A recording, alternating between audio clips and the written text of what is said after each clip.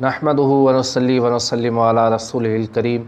अस्सलामु अलैकुम व रहमतुल्लाहि व बरकातुहू। राय इस्लाम में तमाम दोस्तन की खुशामदीद। अल्हम्दुलिल्लाह मुल्क पाकिस्तान एक अज़ीम नेमत है जंहिंजी पहचान ऐं सुञाण क़ौम या ज़बान सां नाहे बल्कि उन जी पहचान इस्लाम है, जंहिंजी बुनियाद ला इलाहा इल्लल्लाहु मुहम्मदुर रसूलुल्लाह। पाकिस्तान का मतलब क्या?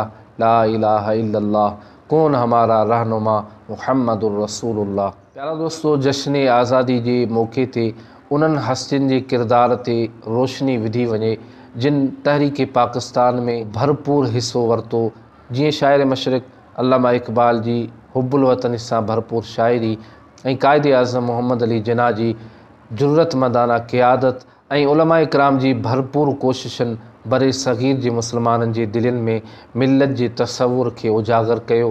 तो प्यारा दोस्तों, जिन हस्तियुनि आज़ाद रियासत के हासिल करण जे लाइ पंहिंजे माल ऐं जान जी परवाह न कई, अल्लाह पाक उन जज़्बे जे बदिले तमाम मुसलमाननि खे मुल्क पाकिस्तान अता फ़रमायो।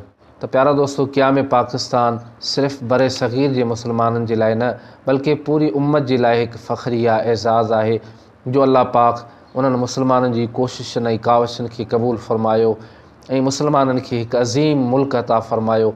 तो प्यारा दोस्तों, अल्लाह रब्बुल इज़्ज़त जी दरबार में दुआ है तो अल्लाह पाक असांजे वतन अज़ीज़ मुल्क पाकिस्तान जी हिफ़ाज़त फ़रमाए, अंदरूनी ऐं बैरूनी जेके भी ख़तरात आहिनि उन्हनि खां महफ़ूज़ फ़रमाए ऐं असांजे पाक फ़ौज जी उन्हनि जवाननि जी हिफ़ाज़त फ़रमाए जेके मुल्क पाकिस्तान जे दिफ़ा जे लाइ हर वक़्तु पैरो ॾेई रहिया आहिनि।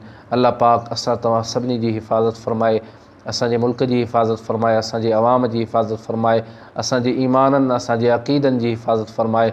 अल्लाह पाक असां तव्हां सभिनी खे पंहिंजे हिफ़्ज़ व अमान में रखे। पाकिस्तान ज़िंदाबाद। प्यारा दोस्तों, ही हुई अॼु जी मुख़्तसिर मालूमात। वरी नई मालूमात में अवां दोस्तनि जी ख़िदमत में हाज़िर थींदुसि। तेसीं ताईं इजाज़त ॾींदा। अल्लाह हाफ़िज़।